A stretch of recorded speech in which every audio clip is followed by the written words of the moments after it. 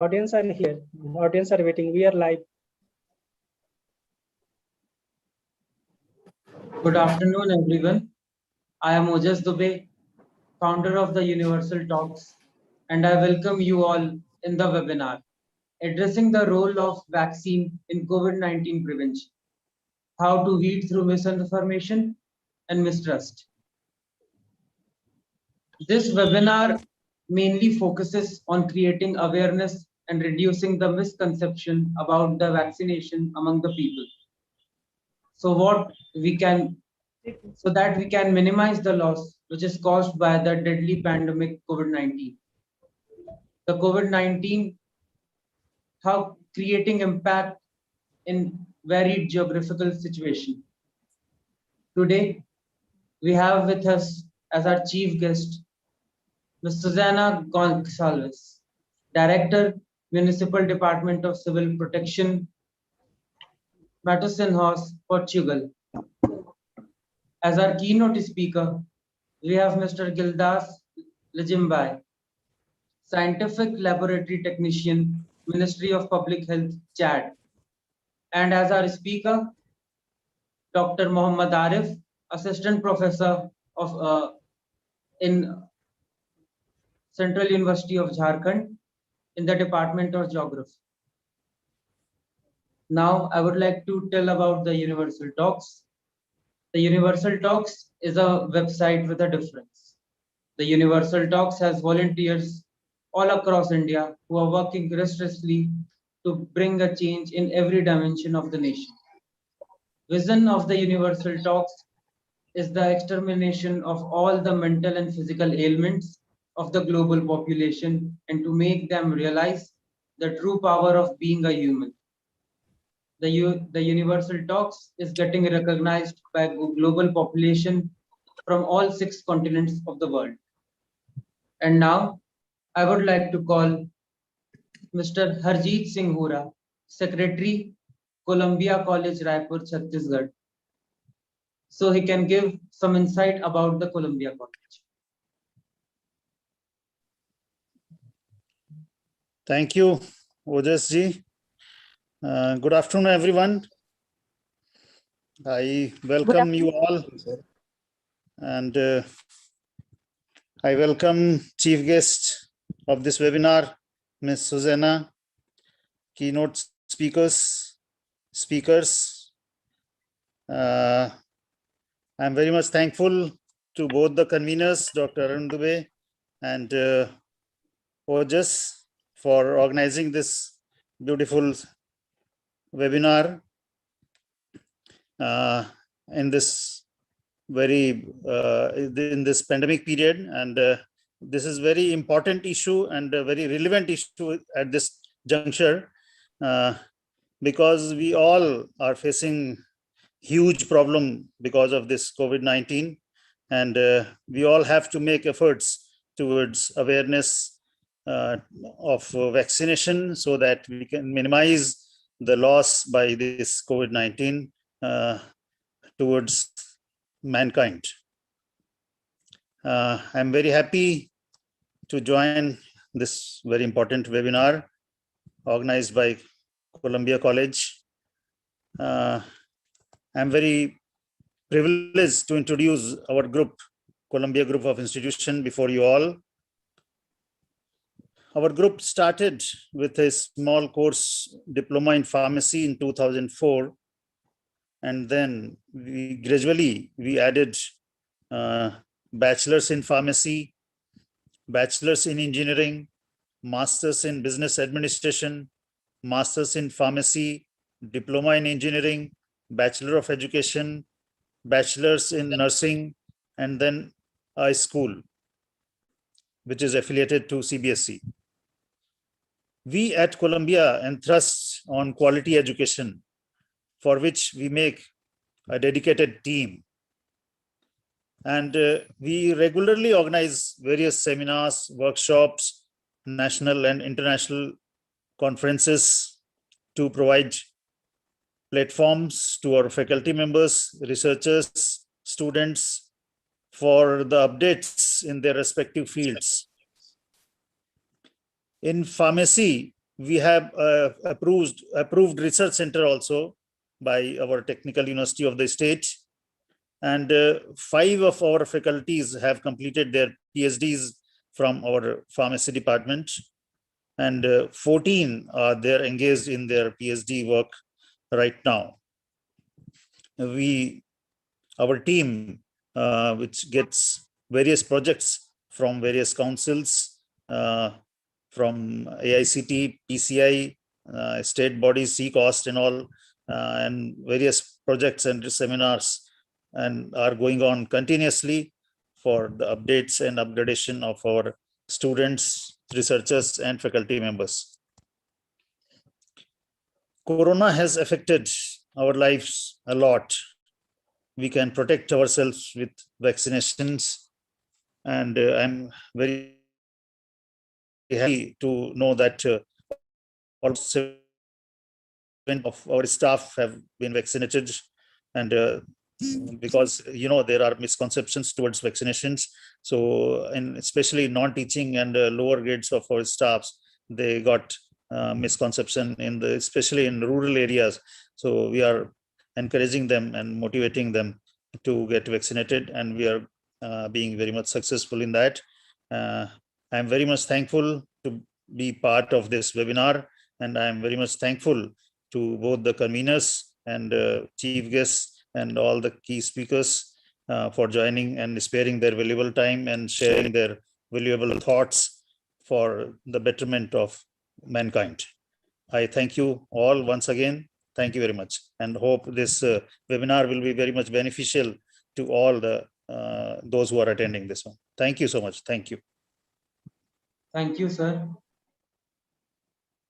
Now, I would like to call Dr. Arun Kumar Dubey, Principal, Columbia College of Education, to say a few words.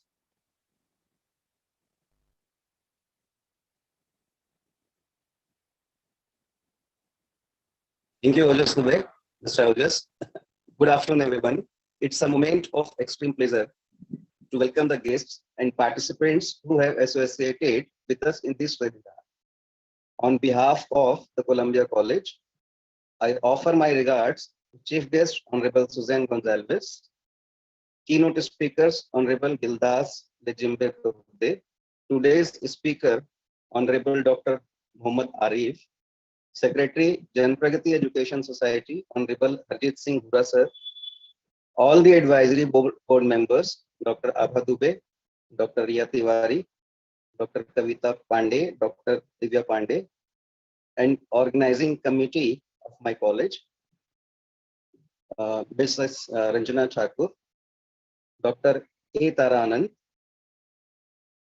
Maya Devi Gajendra, Upasna Srivastav, and Rekha Yadav, and all the participants and research scholars who have attached associated with this webinar. As Mr. Ojas Dubey mentioned and Harjit sir mentioned in their speech, the objectives and importance of this webinar. Objective of this webinar is to create awareness amongst the people about COVID-19 and vaccination, so that we are contributing our little effort to save the humanity. Columbia College organizes this webinar in collaboration with TheUniversal Talks. Columbia College was established in the year of 2013 with the vision of providing ideal education to cultivate the overall development of the pupil, teacher possesses with potential knowledge, leadership qualities, and explore the competencies to spread the wisdom of all around the society. I wish the webinar enlightens all of us and provide us with approaches to deal with this pandemic situation. Thank you so much to all the dignitaries and participants for accepting our invitation and coming over here for the webinar. Thank you so much.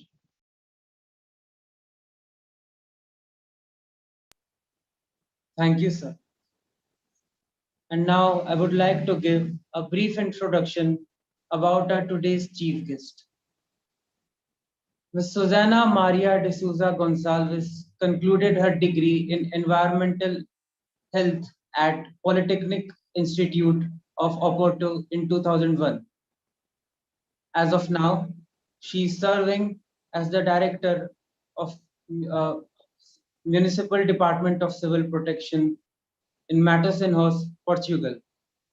She was a trainer of several courses in several institutions in areas such as prevention and safety against fire and toxicity, fire safety and first aid, environment, hygiene and safety at work, health and safety at work, and rescue swimming techniques.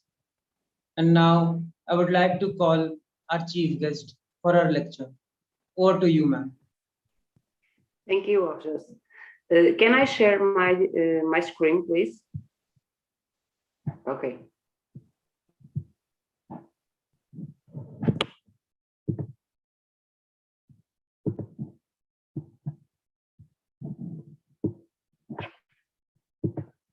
Just a second, please.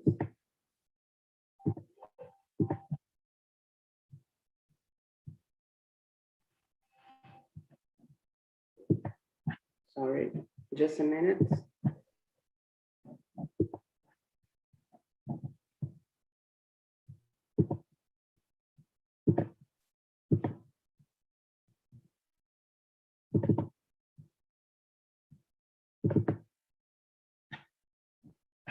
Okay. Now it's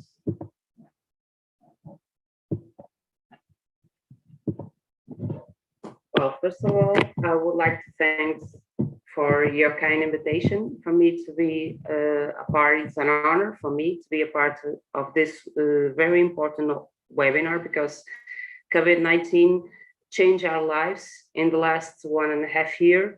And now we are in the vaccine process. That is a very important process and a very important step for us to get some normality in our lives. So I think everything we can share about this this major event that we are living with the vaccination program, it's very important, so we can share our experience, we can share our knowledge, and in this case, we can bring to people a better information about the importance of the vaccine. So today I will talk about how the impact of COVID-19 made Portugal enter in an emergency state for a very long time, how we managed to do our vaccination program, and the role of the vaccine in our country. So Portugal is a small country in the south of Europe. It's the last country in the Ocean Atlantic.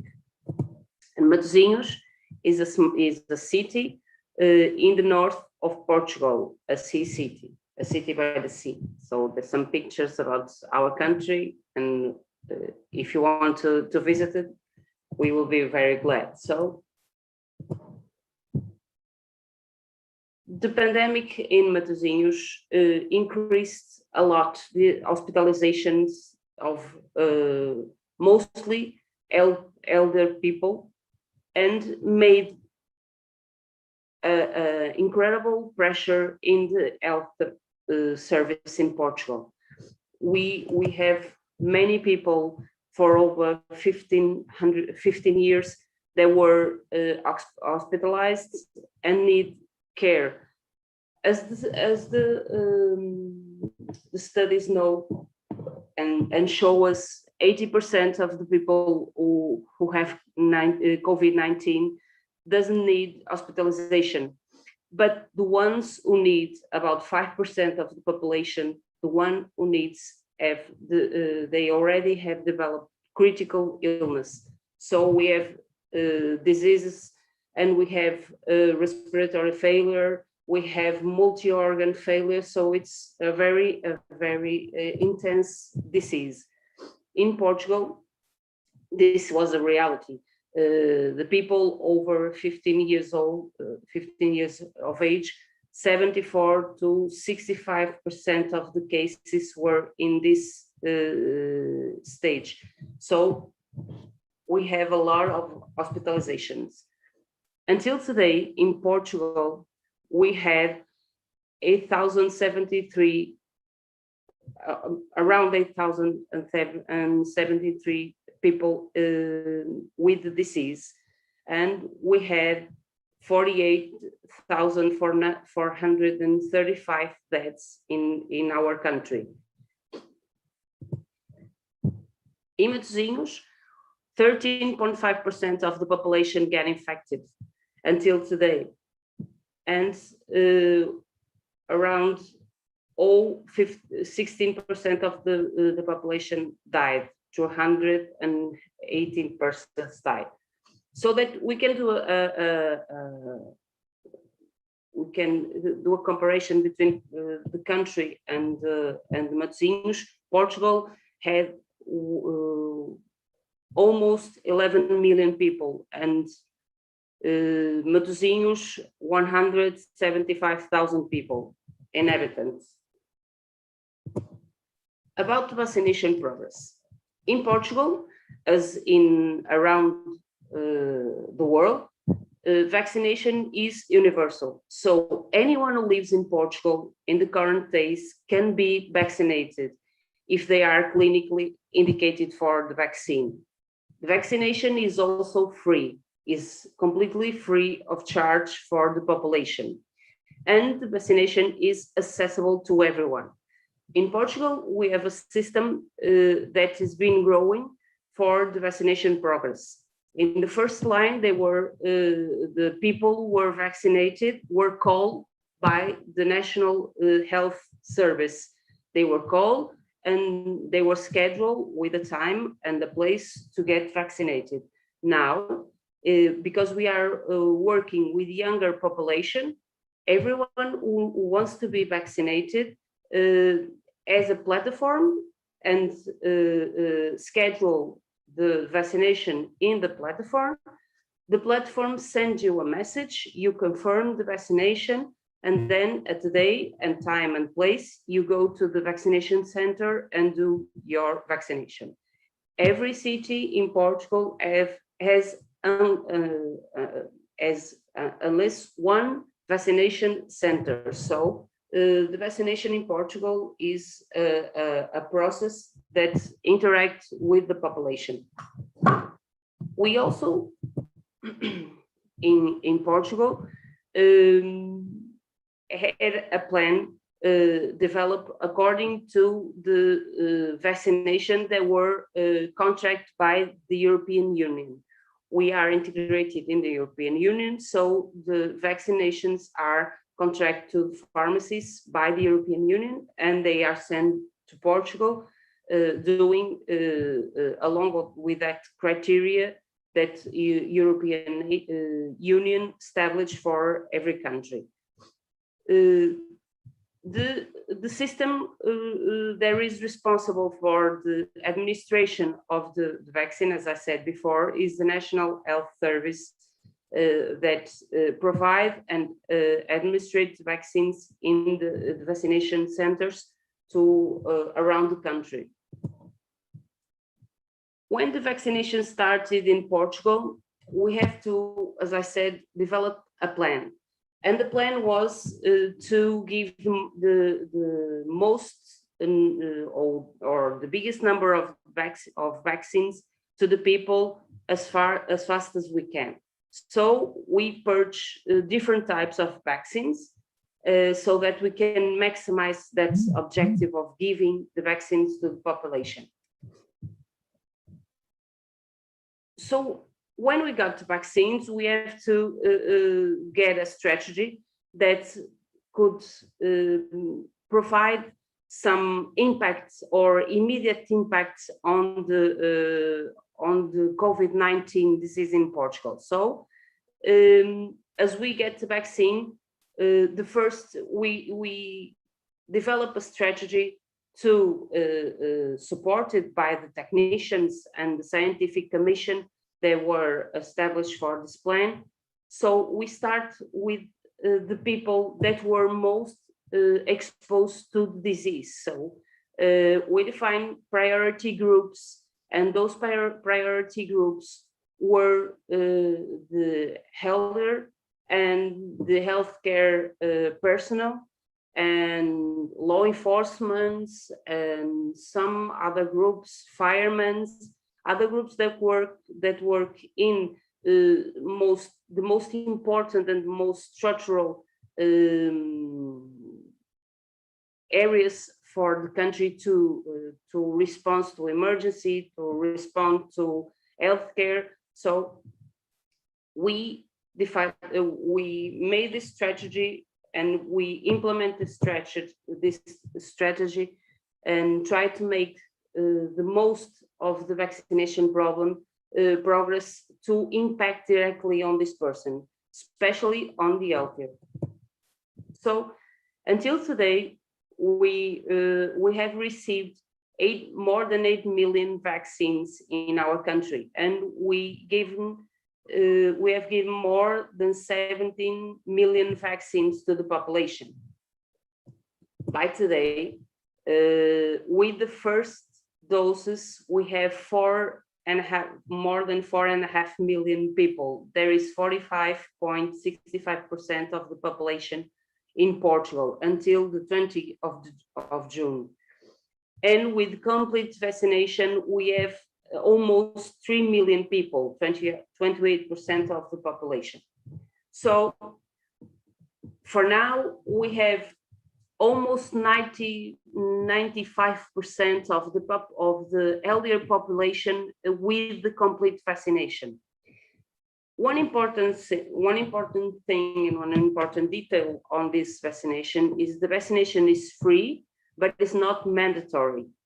If anyone doesn't want to take the vaccine, no one can make them take. So it's almost impossible to get 100% of the population vaccinated. But as you all know, our major goal is to get to from around 70% of the population with the complete vaccination, so we can get group immunization. So that's our main goal. We don't have illusions. We know that we can get to everyone because it's not an obligation to get vaccinated. So you can see in this map the ratios of the vaccine in the different parts of the country. We are in the north. So for age group, as I said, with the complete vaccination, we had 93%. So this was on the 20. So today, probably we are almost at 95% of the population with complete vaccination for people more than 18 years old. So you now get a picture that is the most important group is from the 15 years ahead. And for that group, the small or the minor value is 45% of the population from the 15 to the 64 years old with the complete vaccination, but 73% of that population already has the first dose of the vaccination. In Matosinhos, 32.25% of the population is already had the first dose, and 22.16% has the vaccination completely. We administrate approximately 2,000 vaccines per day, 6 to 7 days a week. That's variation has to do with the number of vaccines we have available in that week. The impact of COVID-19. Well, the impact of the vaccine in the COVID-19 disease is the enormous decrease of the admissions in hospitals, in infirmaries, but especially in the ICU.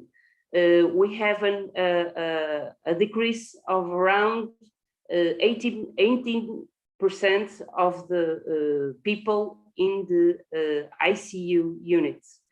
So since the beginning of this pandemic, we needed to focus on the rapid response to the COVID-19, and the rapid response became from the scientific community with the development of the vaccines.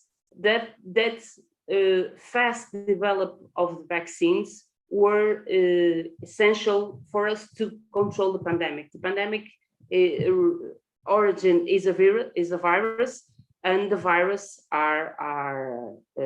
we treat virus, or we control virus, better said, with vaccination. So the vaccination made a serious impact on, as I said, hospitalizations, and a serious impact on deaths, because the most fragile population were the first one to get vaccinated, and the impact of the vaccine is very important. We still have some cases of elder people getting the disease, but the impact and the symptoms are very small. They didn't need hospitalization until now. So we started our vaccination program in May. Yeah, I think it was in May. So until today, we only had 2 deaths related to COVID-19 with people who were vaccinated with the complete vaccination program. But those 2 that we had were people who have a reinfection and only get 1 vaccination doses. So the real impacts of the vaccine in the COVID-19 in Portugal was a very significant one. Today, we are living in Portugal a 4th wave of the COVID-19 virus, and the population affected by the COVID-19 virus are the younger population, because they are the ones who aren't vaccinated yet. In Portugal, we are now starting to, in the 4th of July, we're going to start vaccination people from 18 years old until the end. So the 18 years old population will have the opportunity of getting the vaccination too. So we expect that the vaccination will impact in the 4th wave of the virus with a strong impact. So here in Portugal, the vaccine is not the only response to COVID-19. It's the major response, but we still had the mandatory obligation of the use of masks in or outdoor. Personal distance is still obligated also, and the limit capacity of people inside and outside events, among very other measures that we had to control the disease. We expect that in this year we have the possibility to prevent this emergency and be able to get population in a more normal sense of life. If we can get that vaccination program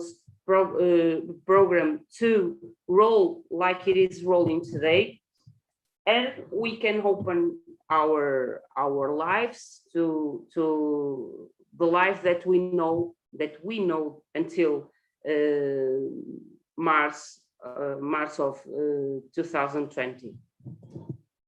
So we are in a very long program or a very major program of vaccination. We never did anything like this before. It's a very, very important context that we are dealing, and this is being coordinated with the European Union. It's been coordinated with the pharmacies, and we are expecting that until the end of August, we have that goal that I talk about, that 70% of the population will have the vaccination complete. It's a very ambitious goal, we know, but we are making our most big effort, and we are all very, very, very, very much committed to this goal, and we hope to get it, because the vaccine is a very, very important step. The vaccine has been so long that we are waiting for so long for this solution. We were waiting for so long for this opportunity to get our lives back, the life that we know, the contact with other people, the possible of traveling. And now we are working very hard to make that possibility back to us, to make us able to do that again. But for that, we need to get vaccinated, is the major response. We have to get vaccinated. We have to get this virus under control, and to get the virus under control, the immunity group is a very, very important, it's a precious goal that we have to achieve. So I'll thank you, all of you very much for being here, to give me this opportunity of sharing with you what we are doing in Portugal, how we are doing this vaccination program, how we are progressing with the vaccination, and most importantly, it's I would like to leave the message to everyone in the audience that vaccination is a very, very important step. It's a major step to get our life back. It was an opportunity for us, and in civil protection, to acknowledge the response and the needs of to get the needs of the population in this period. It was a very difficult period for us. The population suffered a major impact on on their lives, because some people lost their jobs, some people lost their businesses. Everything was in a stop. It was just like that. Many businesses were in very, very difficult times, and the municipality of Matosinhos and all the municipalities in Portugal needed to help those people, and needed to get strategies to make them able to sometimes survive this pandemic in their businesses. So this was a very, very difficult time. We all engaged in this last 1.5 years.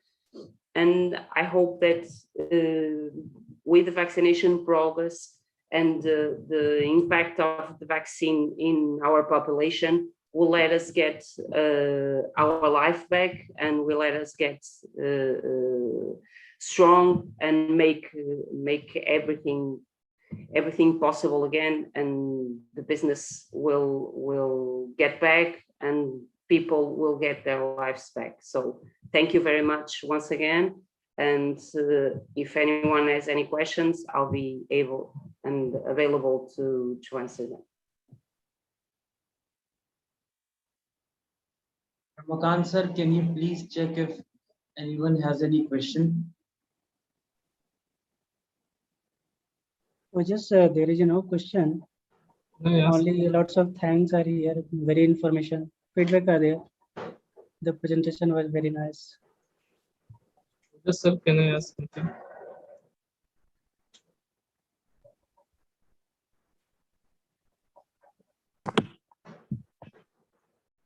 Yes, yes, please. Susana ma'am, whatever data you have present, I have seen that almost 98% people vaccinated. That is 80 plus aged people. Yes, yes. And about 65 plus aged people, they have also a good number of people has been vaccinated also. And my question is, what kind of vaccine you are using, like Pfizer or Moderna? Which company? We are using them. We are using them all. For the population, for the male population from the 18 years old, we are using Janssen, Pfizer, and Moderna. For the 65 years old ahead, we are using AstraZeneca, Janssen, and the others, Moderna and Pfizer. For women, we are only use Moderna and Pfizer until that age, she's 65 years old. For though we are using these four vaccines in Portugal, because these four are the vaccines that are approved by the European Agency for Pharmacy. Is there any guideline for vaccination of childs? We are starting from the 4th of July with the 18-year-old ahead.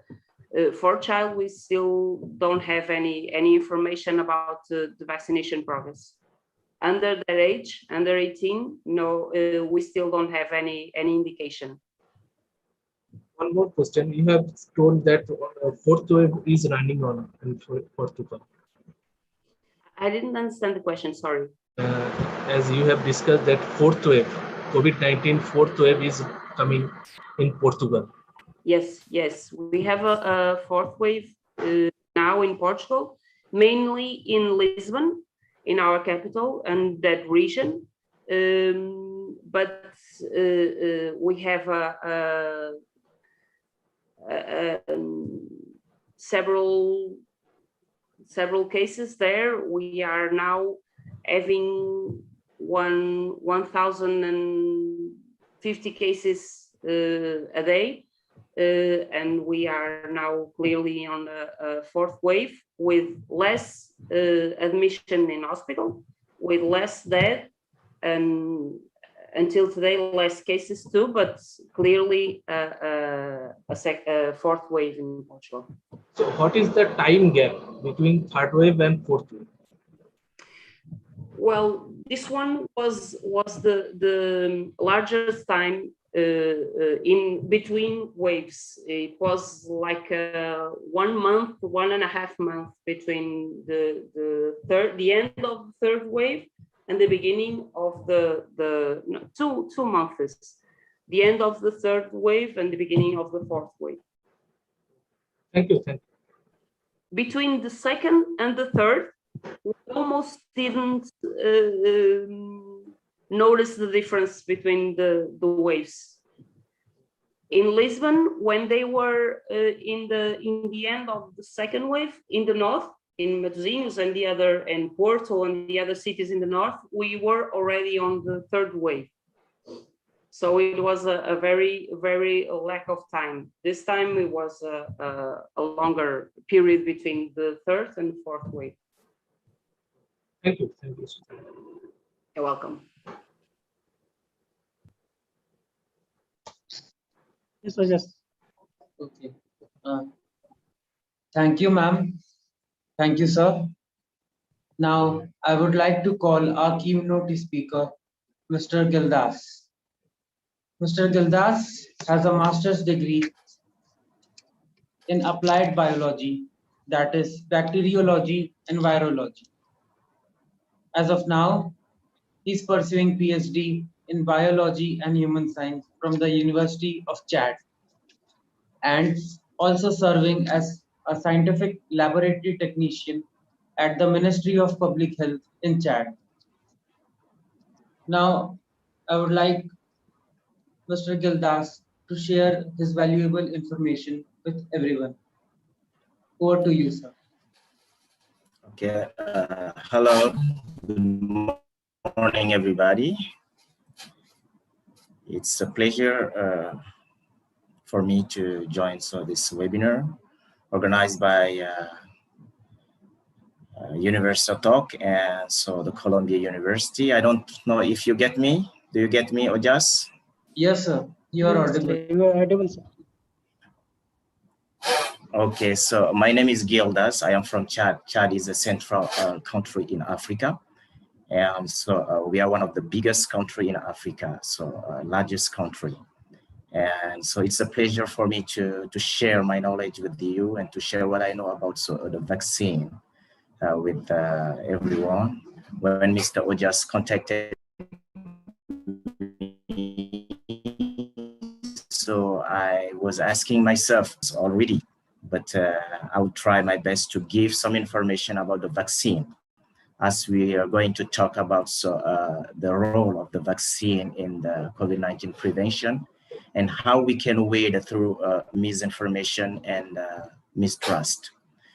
I don't know if Mr. Ojas, I can share my screen, please.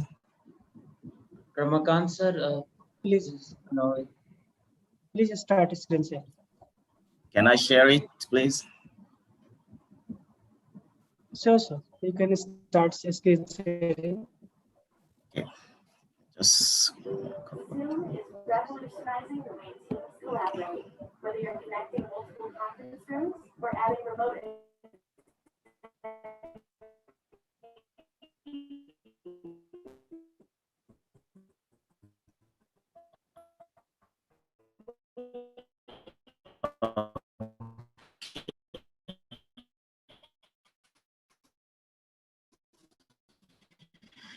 I don't know if everybody can see what I'm showing. Is it okay? Is it okay? You can visit. Okay, addressing in prevention, how to wade through. Okay, thank you, sir. I made a little plan that can help us to understand the role of the vaccine and in this situation we are living now in the world, COVID-19. Firstly, we're going to talk about the vaccine to give some definition and the function inside the organisms. And then we're going to talk about how the vaccine are developed. We're going to talk about the safety and the quality control. Then we will talk about the COVID-19 vaccine. We will see the effects of the virus variant and the side effects of COVID-19. Then at the end, we're going to see the role of the vaccine in the COVID-19 prevention. Then we will give some recommendation if it is possible.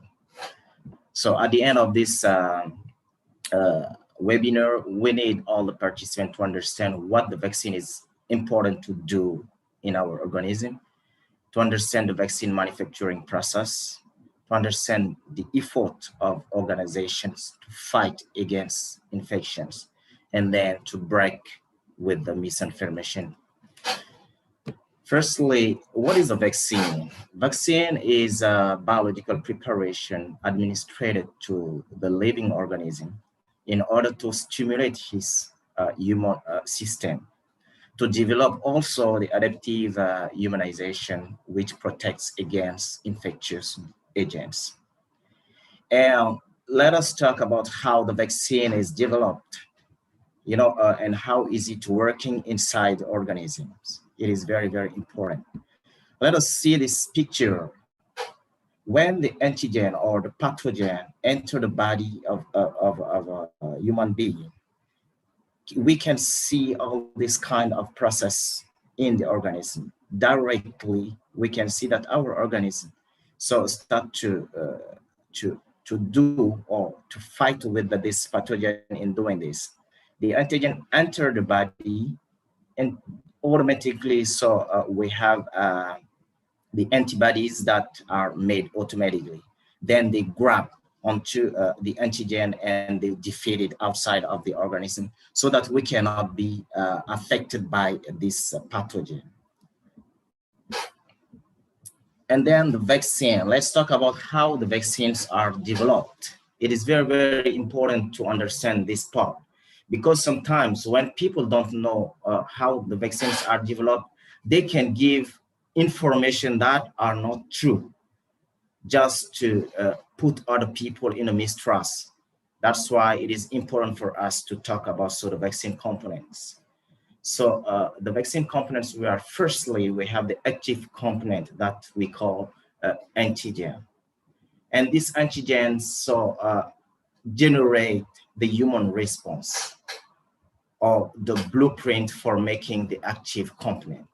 The antigen may be a small part of the disease-causing organism, like a protein or sugar, or it may be the whole organism in a weakened or inactive form. Then we have the preservatives.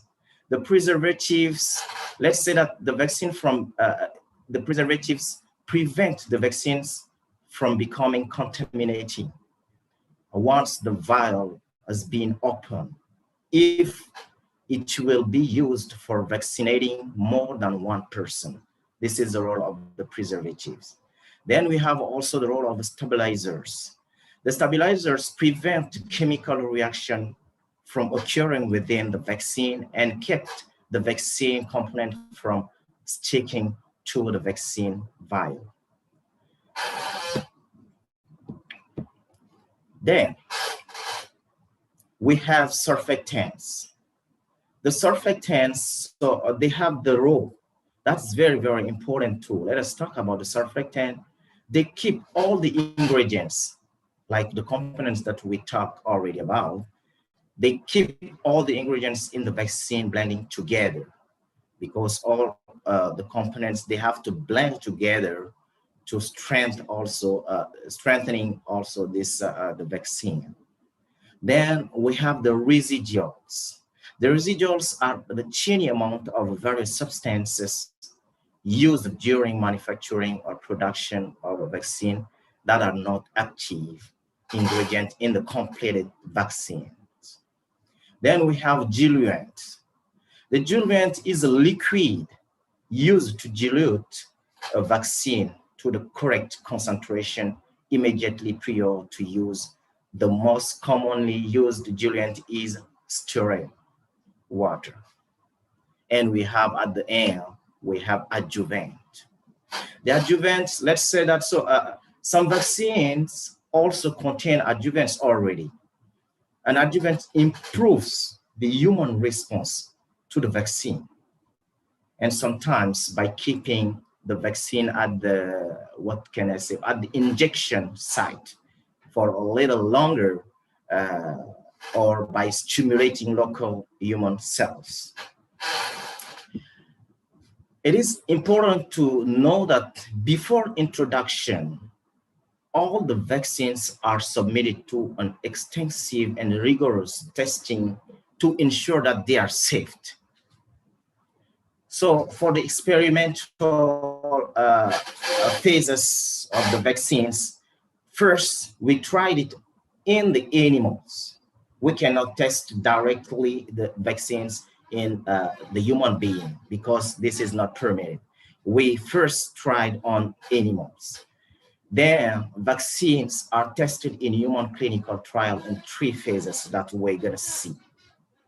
The phase 1, the vaccine is administered to a small number of volunteers. We can have young people or healthy adults. And this first phase ensures the safety and the human response and also the right dosage, because we have to dose this vaccine. And the first phase that can help us to know how we can dose the vaccine. The phase 2, in the phase 2, we have several hundred volunteers. They are all in the same characters. Then when we give when we give the vaccine, it helps us to understand and to know which kind of person we are vaccinated. This is the second phase of the vaccination testing. And multiple trials, in this phase, is to evaluate various age groups and different formulation of the vaccine.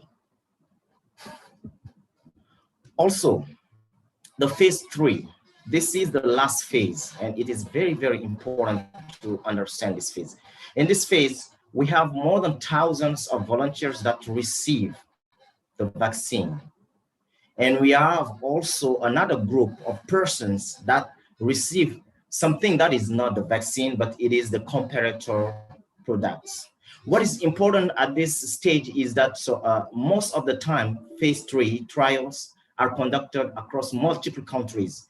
We can, so we have maybe in the first time, we can stay in the same place and only one country to try to do the vaccine. But so when we come to the phase 3, it is very important to go across every country, more than one countries, to try this phase 3 and multiple sites of experiences within a country to assure the findings of vaccine performance apply to many different populations.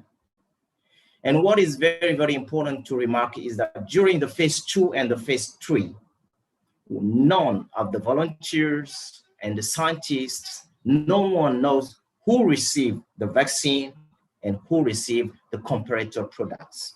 That's very, very important to understand, because this can help us to know what the vaccine can do inside the organism. If we give to all the groups of the person, if we give them the vaccine, it will be very, very difficult for us at the end of the experience to know who received the vaccine, who did not receive it, because it will be very, very difficult for us to make this kind of difference. That's why no one knows who received the comparator products and who received the vaccine. It is very, very important to understand that. Also, let's talk about the manufacturing and the safety, and also the control, the quality control of the vaccine. Once a vaccine has reached the pre-approval stage following clinical trials, so we have already talked about the clinical trials in 3 phases, it is assessed by the relevant regulatory body for compliance with quality, safety, and efficacy criteria. Okay, let's come to the COVID-19 vaccine. What is the real subject of this topic? Because we are now in the COVID-19 period, and it is very important for us to know what is the COVID-19 vaccine. We have different types of vaccines. There are 4 types of vaccines in clinical trials right now. We have the whole virus of COVID-19, and we have also the protein subunit. We have also the viral vectors. We have also the nucleic acid. The nucleic acid is what we call the genetic material of the virus. We can use this also to do what we call the vaccine, the COVID-19 vaccine. You can see these images. We have the material, the genetic material. It is very, very important to understand that. So it is this genetic material that help the virus also to make some variants form, because inside the organism we can see that the material, the genetic material, can be mixed with the body, and then it can change anytime. It is very, very important to understand that. So we can use also the material, the genetic material of the virus to do the vaccine. And that helps to understand what the virus is going to do inside the organism. Okay, the effects of virus variant and side effects of COVID-19 vaccine. All viruses, including the SARS-CoV-2. The SARS-CoV-2 is this virus that causes the COVID-19. It changes over time. That's what we call the mutation. One or more new virus mutation give what we call the variants of the original virus. WHO has been tracking mutations and variants since the start of the COVID-19 outbreak, because the SARS-CoV-2 that we talked already about is an old virus. It is not new. That's why WHO has been tracking mutation and variants since the start of the COVID-19 outbreak. The global SARS-CoV-2 laboratory network includes a dedicated virus evaluation they are working together, which aims to detect new changes quickly and assess their possible impact. Now, we're going to talk a little bit about how to weigh through misinformation and mistrust. First, let's say that we are about 1.70 million of cases of COVID-19 cases in the world, and we have about 3.5 million of deaths already. So it is very important to understand also that in Africa we have more than 483 million of cases right now in Africa. And vaccine works by preparing the body's own human system to reorganize and defend against a specific disease. It is important to understand that right now we have a lot of misinformation that is in the media or in the social network.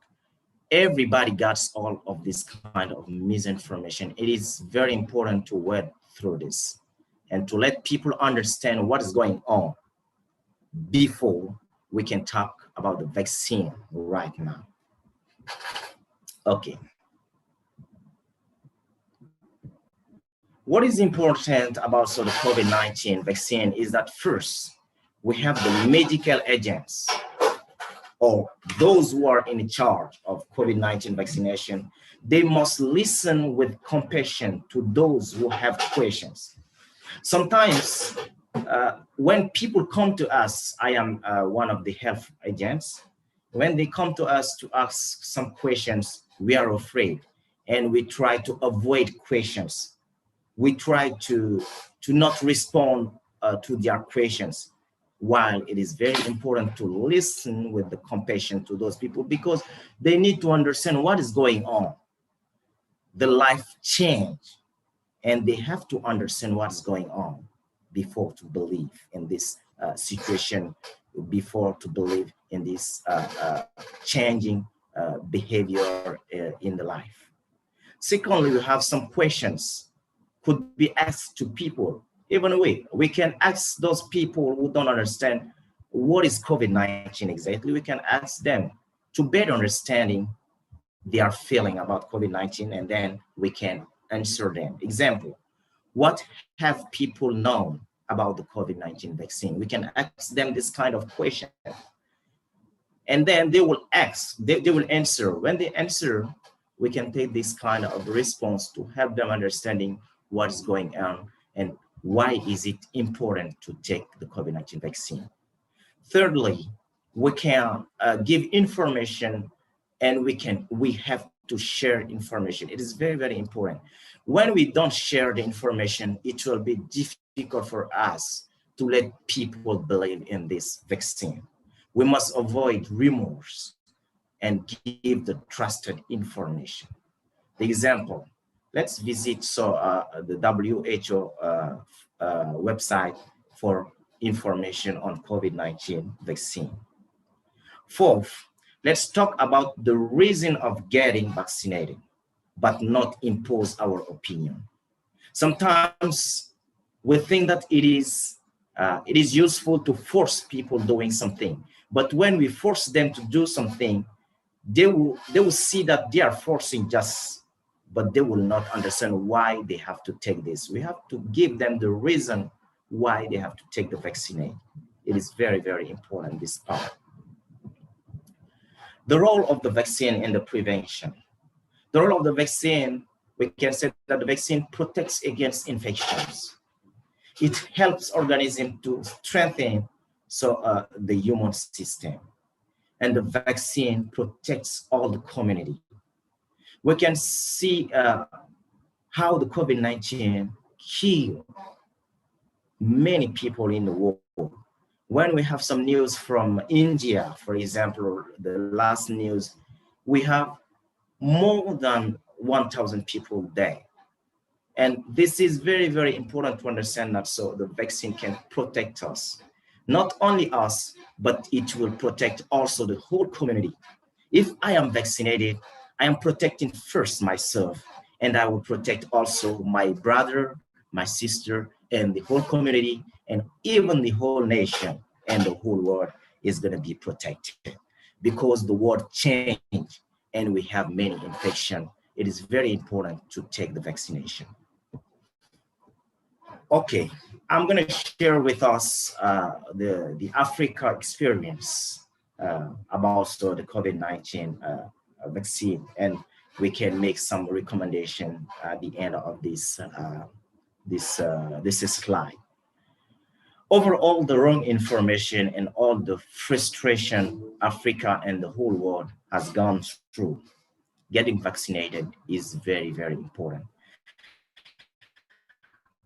I can talk about my country, you know, when the COVID-19 started, do what they had never done before, them to change their manner to live. The way they lived before, they forced them to do what they did not understand. It was very, very important to explain the things to them with the love. When we don't love someone, we cannot give him the information to protect him. It will be like so the illusion for him when you force him. In my country here, when the COVID-19 started, so we shut down so all the markets and even the shops. We forgot that so in this country we are a poor country, and every day people are fighting to survive. They are going through the commerce, they are doing their own business to survive. But when the government closed all this kind of the practice, it was very, very hard for a lot of families. That's why it is very important to let people understand that so we are going, this is scourge, and it is very, very important to take the vaccination. And we have to repent because we did hurt to the people right now, and we come with the vaccine to vaccinate them. They don't believe us because firstly, we did not give them the condition. In my country, for example, no one went out during the vaccine, the COVID-19 period. And it was hard. Some families, they just died because of the starving, just because of hungry. You know, it was not very, very interesting. But right now we have the solution, that is vaccines. And we have to tell them with the love how much it is very important to take this vaccine.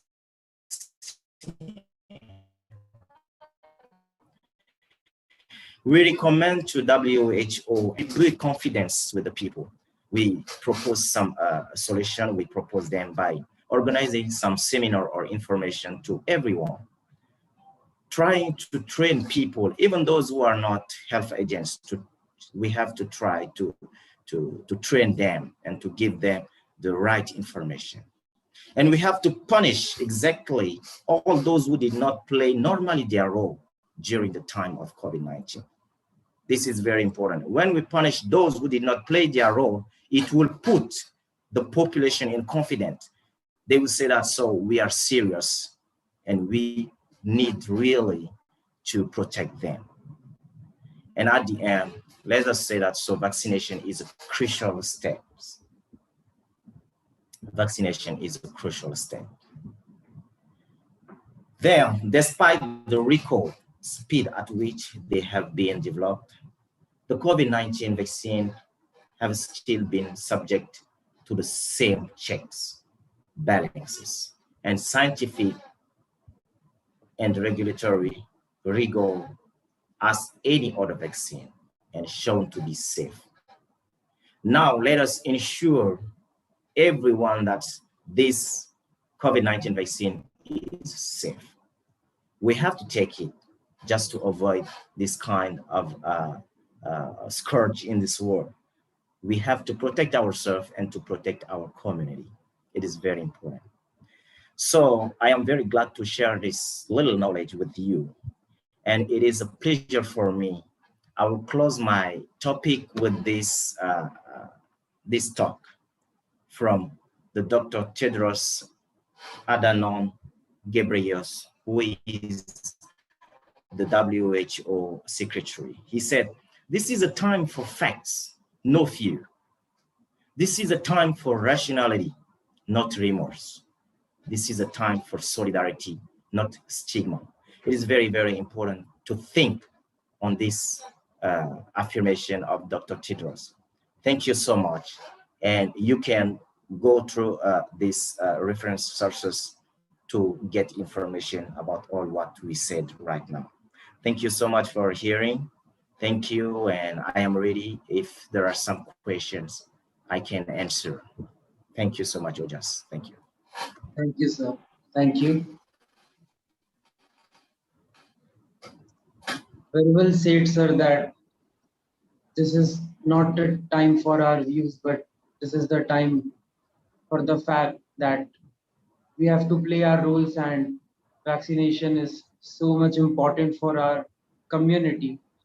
It doesn't save us, but with us, it also saves the community too. Thank you, sir. And now I would like to call our speaker, Dr. Mohammad Arif. Dr. Mohammad Arif has a master's degree in geography from Department of Geography, Aligarh Muslim University, Aligarh, India. He has completed his PhD from Department of Geography from Vishwa Bharati University, Shanti Niketan, India.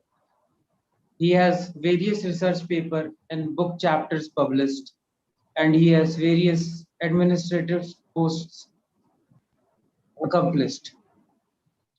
As of now, he is assistant professor in Department of Geography, Central University of Jharkhand, Ranchi, Jharkhand, India. Over to you, sir.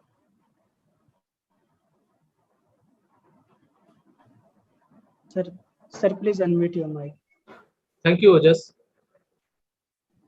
I feel honored that you people invited me for this international webinar addressing the role of the vaccine in COVID-19 prevention, how to read through misinformation and mistrust, that organized by the Universal Talks and Columbia College, Raipur, Chhattisgarh, India.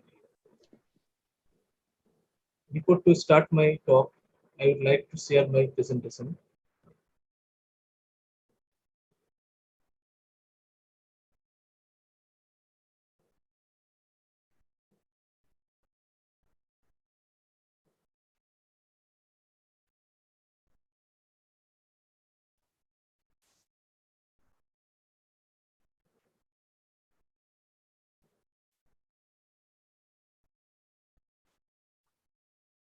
So,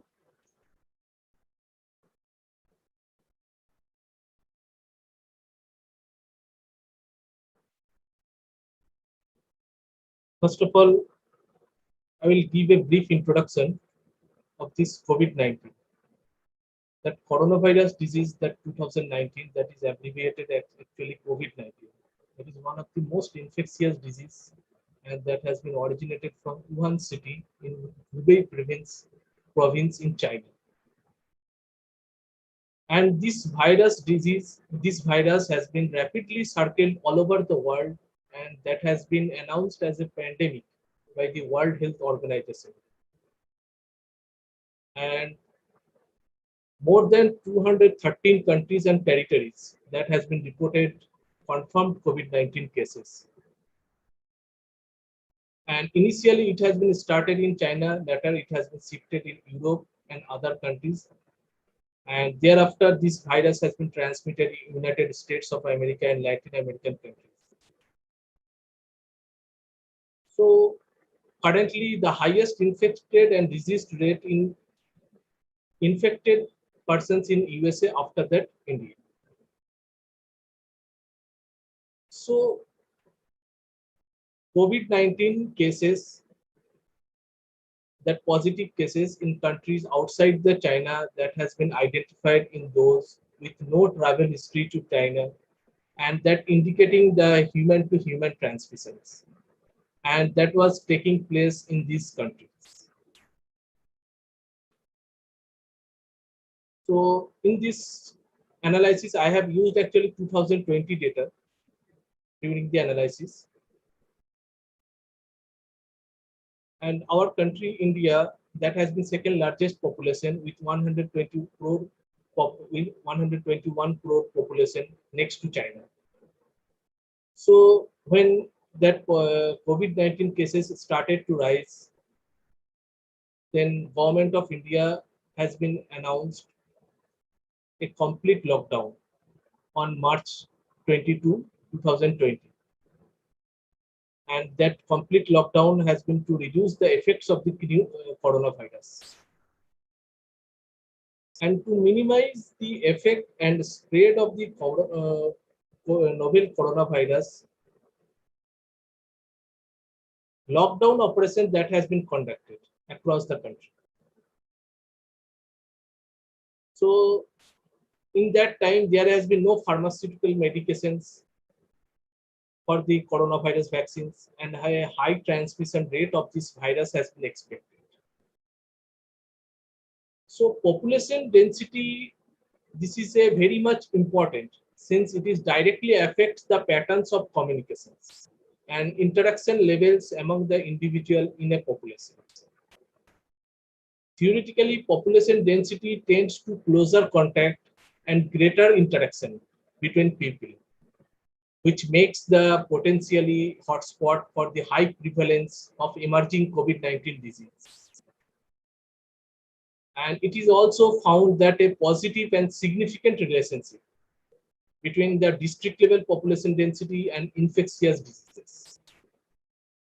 And we have found several studies that the population density has a large impact on these COVID-19 contagious disease through human contact. As India is one of the densest countries among the world, in the world, and according to Census of India 2011, the population density of India is 382 persons per square kilometer. Our study is basically based on the South Indian states. The South Indian states has been varied widely in terms of the population density.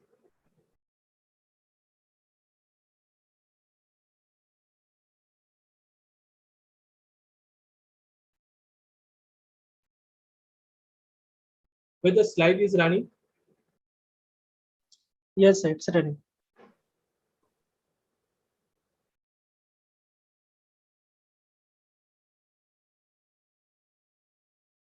So that diverse population density of the 5 South Indian states, that is Kerala, Karnataka, Tamil Nadu, Telangana, and Andhra Pradesh, that has been emerged as an exception over the last few decades.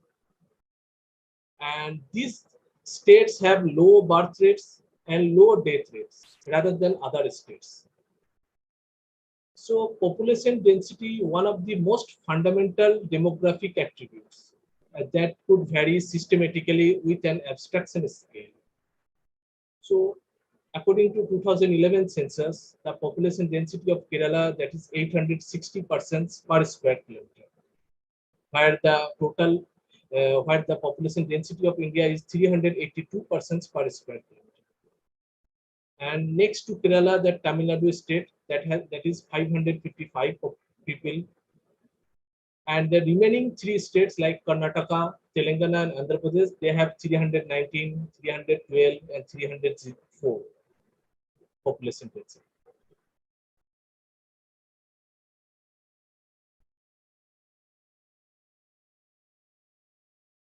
So you can see this. This is the infection rate among these 5 states. So the COVID-19 cases in Tamil Nadu, that has been highest, that is cost 1,75,000 according to July 2020 data.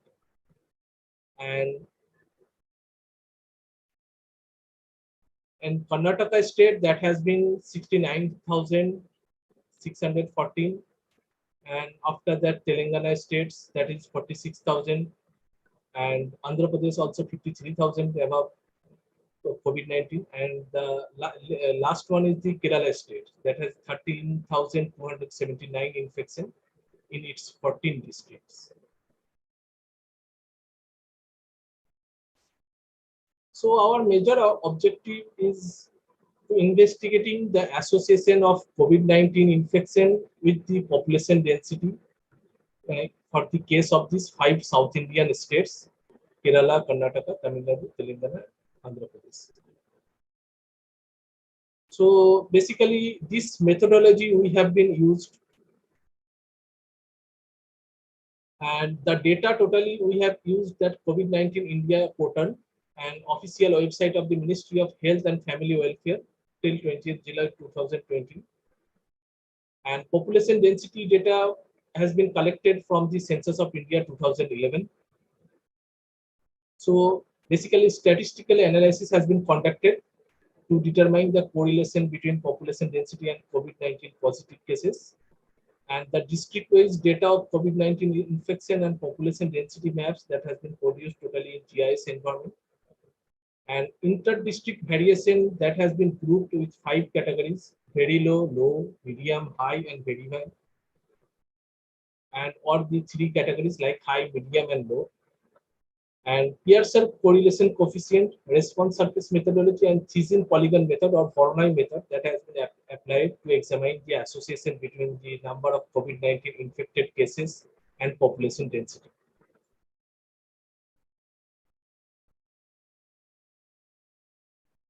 This is the study area. You can see. And these 5 states has been very good in the sense of the hospital infrastructure or health infrastructure. There is good number of hospital beds, ventilator, and others. So you can see the Kerala that has been located among the southwestern part of the Indian landmass, and Tamil Nadu that is 11th largest state in India, and with a population of 7 crore and above population. Then thereafter Karnataka that has been located in southwestern part of India, and Telangana state that has been carved out the earlier Andhra Pradesh, and that has been established in the Indian Union as the 29th state. And last one is the Andhra Pradesh state that is located in southeastern part of the Indian subcontinent.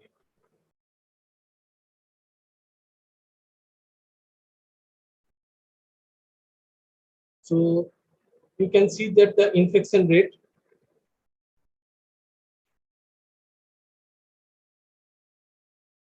that COVID-19 positive cases in India on 20th July, that is 11 lakh and above.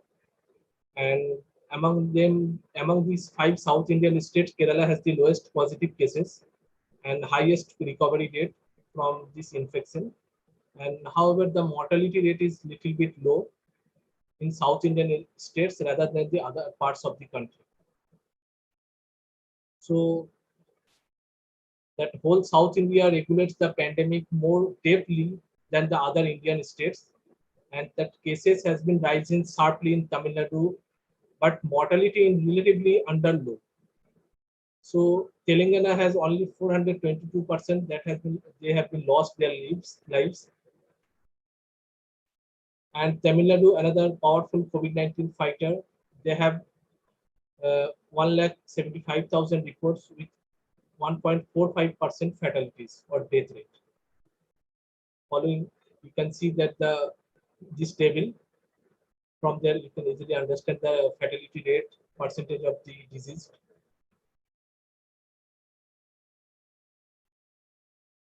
So next one is the discussion of the correlation between the population density and COVID-19 positive cases. And a strong positive linear association we have found between population density and COVID-19 in Tamil Nadu, where R is equal to 0.98, where Telangana has been 0.99, Karnataka state 0.98. However, we can found that the moderate positive correlation between population density and COVID-19 positive cases in Kerala.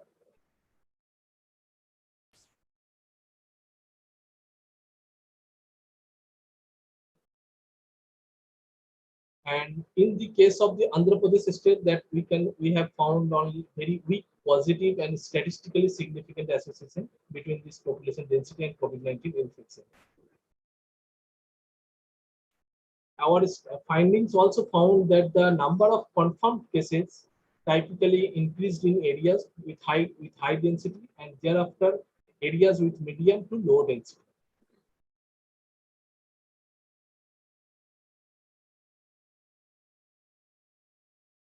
So next discussion is the spatial analysis between population density and COVID-19 infection. We have conducted a spatial study in different districts of 5 South Indian states and found that Tamil Nadu, Telangana, Karnataka, and Kerala have positive correlation between population density and COVID-19 positive. And the remaining Andhra Pradesh state has significantly and positively correlated between these two indicators. So you can see this figure that COVID-19 positive cases and the population density of the Kerala state. So Kerala, this is a small coastal state. They have been tried to cut down that COVID-19 infection, and most of the affected patients, they have been mainly found in the central and southern parts of the Kerala. And the district named Malappuram, Thrissur, Ernakulam, and Alappuzha district, they have been maximum infection rate. However, this state has done a remarkable job that 95% of these infected people have been totally recovered, with the case of fatality rate 0.78%. Next one is the Tamil Nadu state.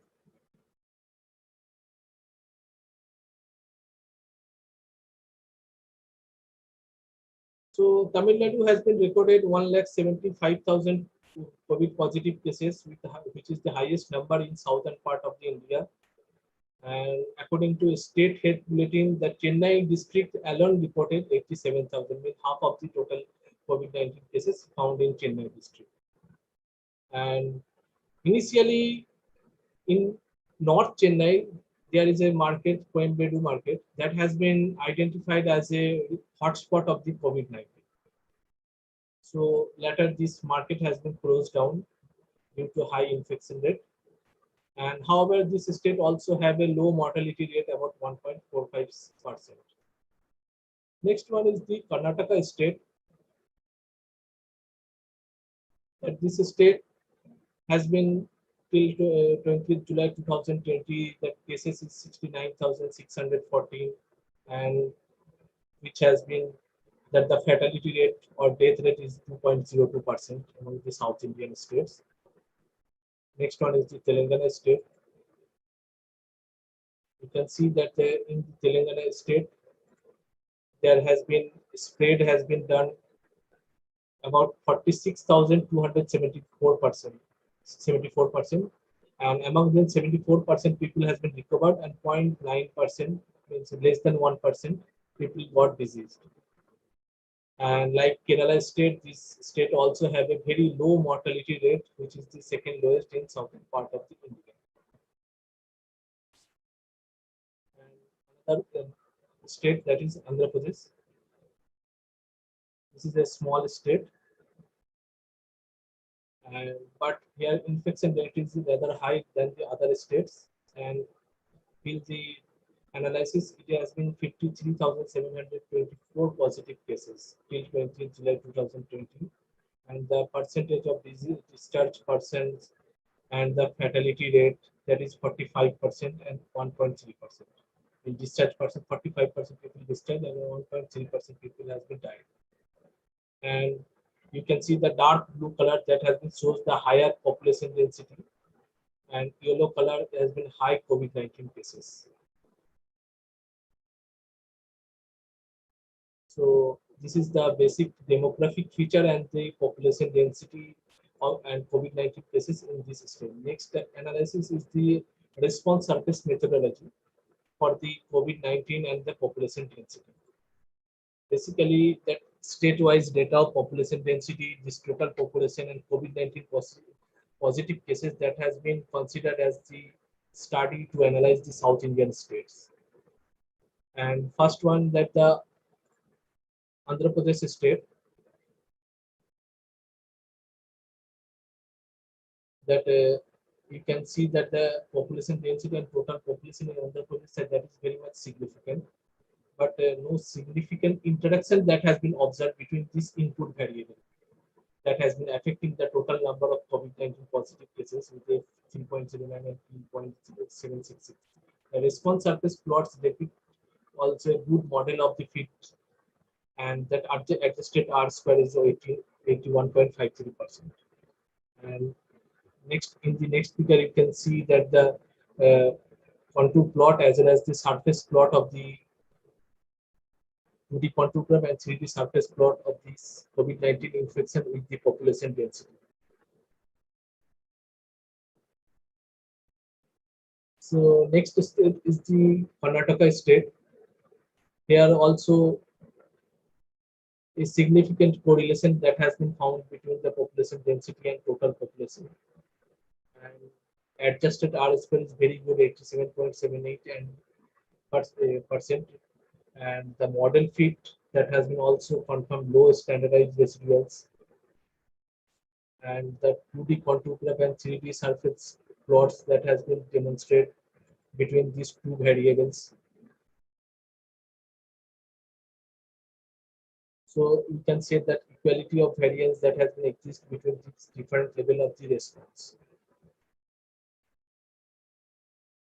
And next state, that is the Karnataka state.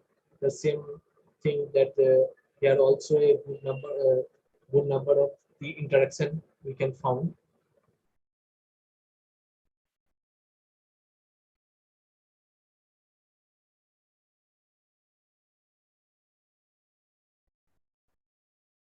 Then Tamil Nadu state, that is another important state where the maximum level of the infection we have found, and that figure has been shows that the input data points as well as the residuals that have been close to the normal distribution, and this combined impact of the total population and this population density of the COVID-19 cases and corresponding 2D contour graph and 3D three-dimensional response surface that has been illustrated, that is clearly exists the different level of the variance.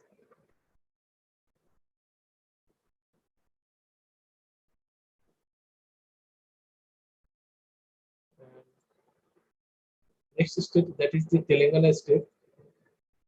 So same this here also COVID-19 positive cases that has a close significant value, and the response surface plot that has been demonstrated also a good model fit with R square and adjusted R square, and that also to analyze the combined impact of the population density and total population for the COVID-19 graphical representation of the 2D and 3D plot that has been clear for this COVID-19 infection. And we can say that the equality of variance that has been exist between different level of the response. So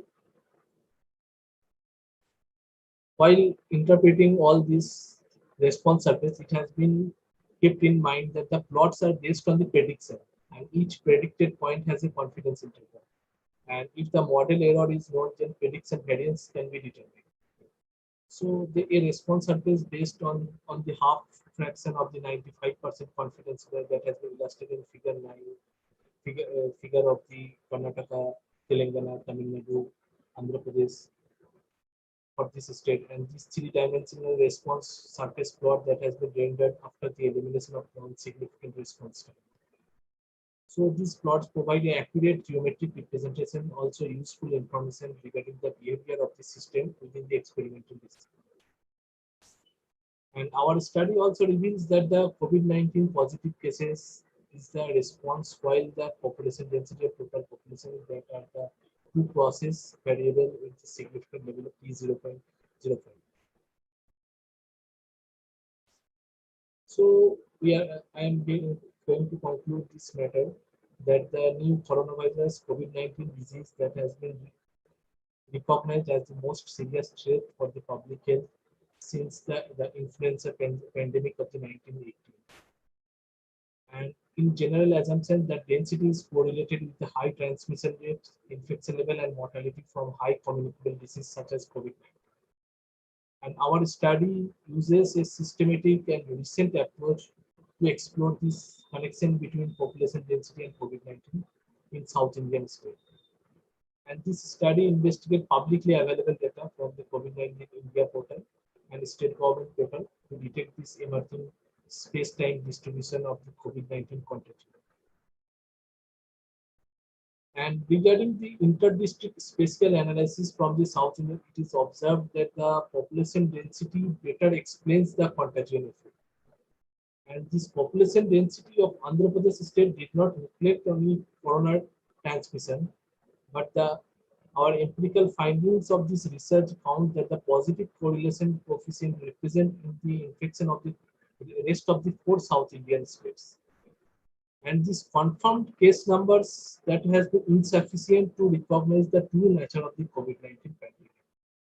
So this response surface methodology model that has been implemented to analyze this, analyze the association between population density and COVID-19.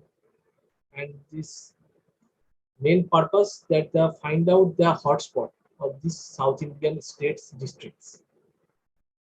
So this compiling these data sets which include suspected, potential, and negative test numbers that can significantly boost monitoring efforts and our understanding of the transmission dynamics for this infectious disease.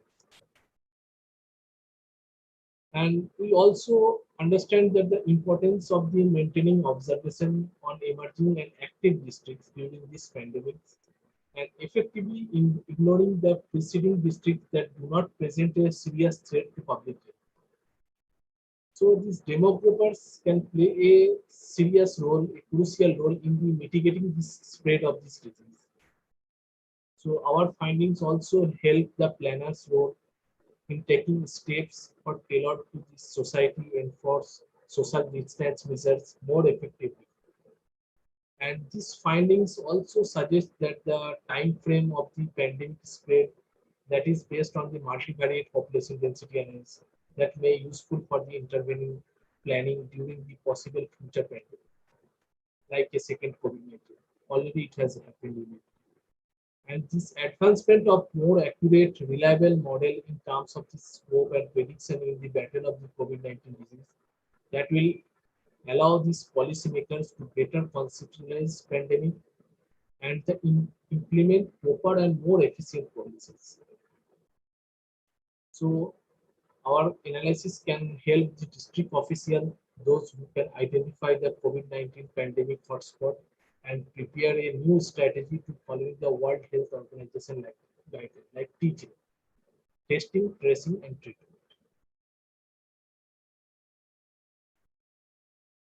Thank you all of you.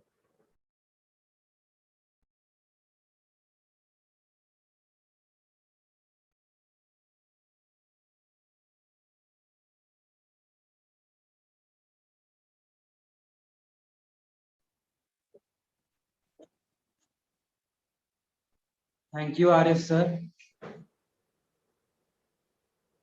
Thank you, Arif sir, for your valuable information. And now I would like participants to ask questions if they have any.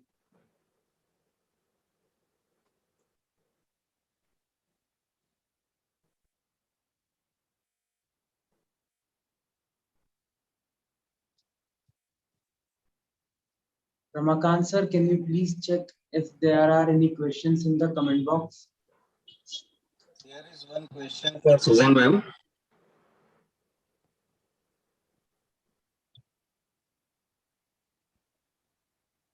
Hello. Hello. Hello. Susana ma'am, Lokesh Kumar is asking, is there any information about vaccination of disabled children?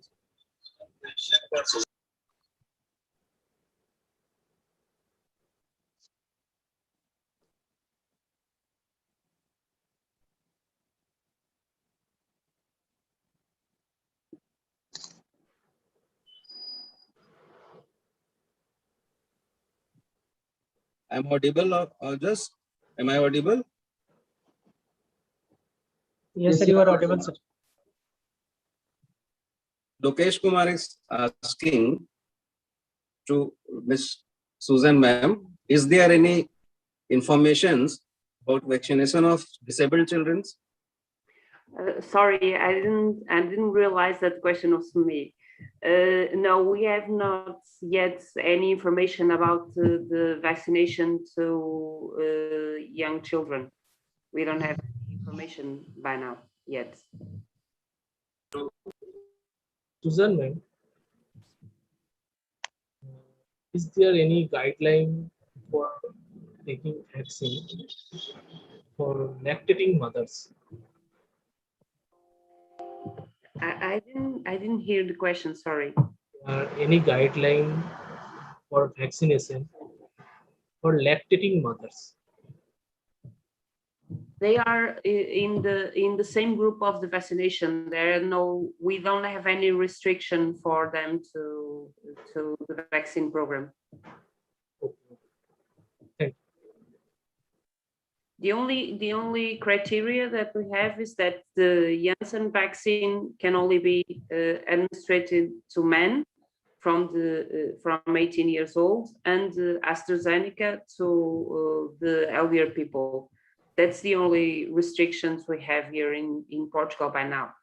And under 18 years old, we don't have yet any information about the vaccination program. Thank you. Thank you. There is one more question in chat box asked by Yogita Tolani ma'am. She is asking that after being vaccinated, we make sure second and third wave vaccination is working in second or third wave, this existing vaccination. Dr. Mohammad Arif, sir, this is a question for you. Can you tell me again this question? Yes, sir. The existing vaccination can save us in second or third wave. We are now listening that third wave is coming in India. So existing vaccination can protect us from the third wave. Okay. Actually, currently that only near about 20% population in India, they got first dose. Only 4% population got second dose.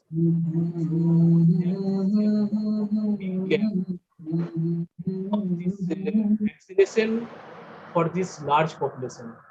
If this speed will increase, then this third will not fatal. That vaccination is very much important to get relief from this COVID-19. Only vaccine can save this mankind. Otherwise, everybody got infected. Thank you, sir. One more question, sir, for Suzanne ma'am, or for sir also, Gildas sir. Sir, there are so many types of vaccines available across the world. So, as Suzanne ma'am addressed in her address, she told that they are giving different types of vaccines to different types of people in Portuguese. So, these different type of vaccine affect differently in the body. Is it actually we are not in the science background, we don't know this type of understanding. So please, if you give some insight on us. Well, the restrictions for the AstraZeneca vaccine were healthy issues around the world with the vaccine administration to younger people. So in Portugal, the reaction or the adverse reaction of the vaccination progress has been marginal. It's not a significant effects, but we follow the guidelines from the European Union and the World Health Organization. So that's why we have now some restrictions for different types of vaccines. The Pfizer and the Moderna vaccines are the ones who don't have any restriction and can be applied to everyone, male, female, and whatever age. The other ones that we administrate in Portugal, the Janssen and the AstraZeneca, we follow the guidelines from the OMS and the European Union. I don't know if I answer your question. Thank you, ma'am. Gildas, sir, will you please give some insight on this question?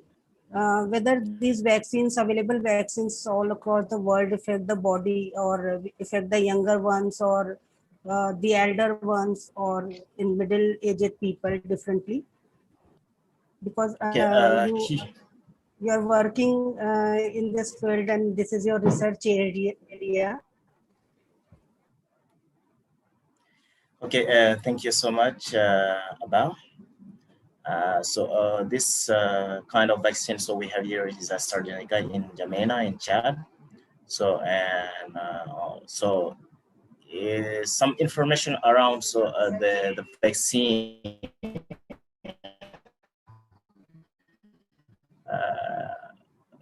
Wrong information, but here, so we don't have effects inside the body.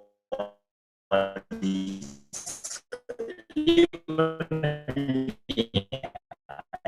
took already my vaccine. I did not see effects so you're talking about. But it is, as I said before, it is safe. It is safe, and we have to trust and to not continue to believe all this kind of information, wrong information we have around the vaccine. I don't know if did I answer your question about? Yes, sir. Yes. We should rely on vaccines and go ahead to save the entire humankind. Thank you so much.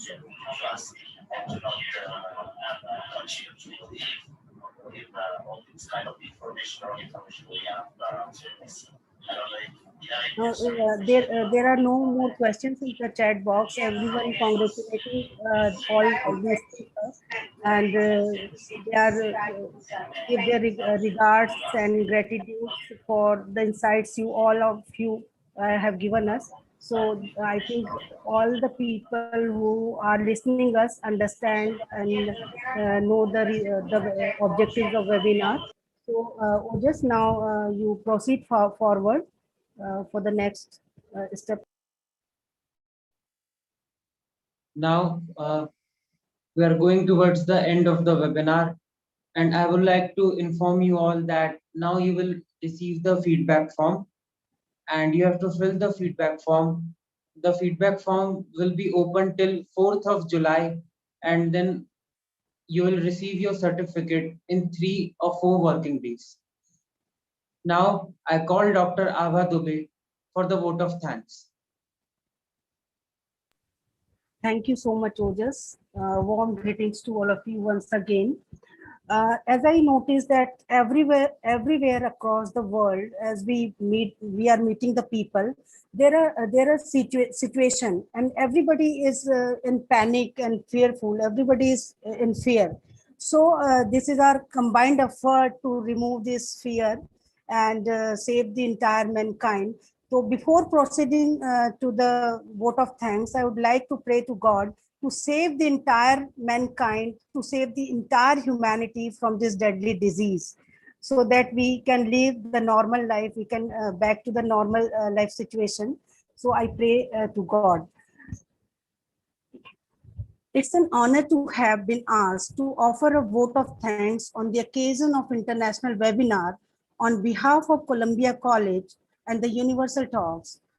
I, Dr. Abha Dubey, express my sincere gratitude to today's chief guest, Honorable Susana Goncalvas, experience and knowledge with us. Vaccination and for preventing us for importance of getting the vaccination to prevent us from this deadly disease. She also explained the role of individuals to save themselves in this pandemic situation. Thank you so much, ma'am. I appreciate today's keynote speaker, Honorable Gildas, sir, for explaining COVID-19 in very different perspectives and creating awareness about vaccination. He shared with us the role of vaccination and also the function of vaccines inside the body, the process of developing the vaccines, effects of virus and their variants and the side effects, and how to deal with the misinformation that and the rumors that prevalent in the society, and we should believe on the most trusted sources. So thank you so much, sir, for your guidelines and suggestions. We are very grateful to you. I also express my sincere thanks to Honorable Dr. Mohammad Arif, sir, who enlightened us with his knowledge and wisdom. And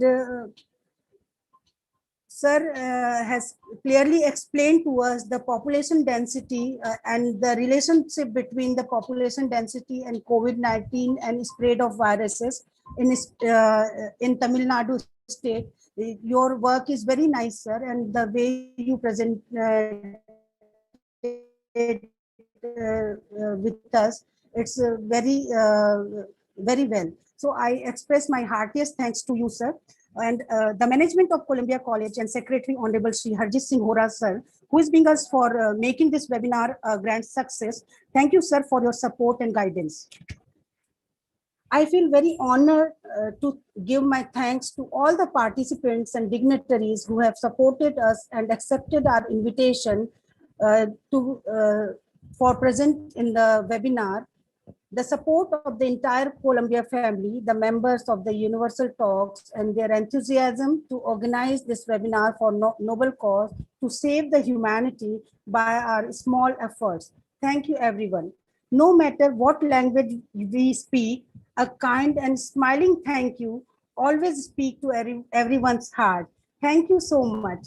And I invoke all the people here or across the world to identify your potential, to identify yourself, to identify your energy to fight with this disease, and will have definitely fight with this disease and will definitely win from it, or win with the flying colors. So with this note, with this positive note, I will complete my vote of thanks here and ask Ojas to further the proceeding.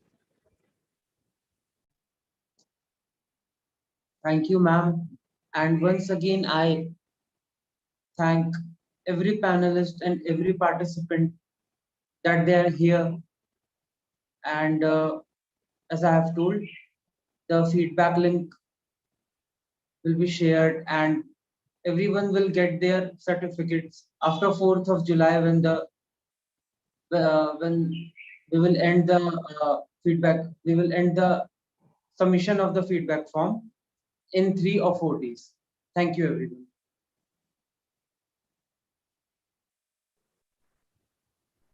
Thank you, Susana, ma'am. Thank you, Dr. Mohammad Arif, and we'll like to associate with you all for this knowledge sharing platform. We'll call you, or we want your support to fight with this disease. Thank you so much.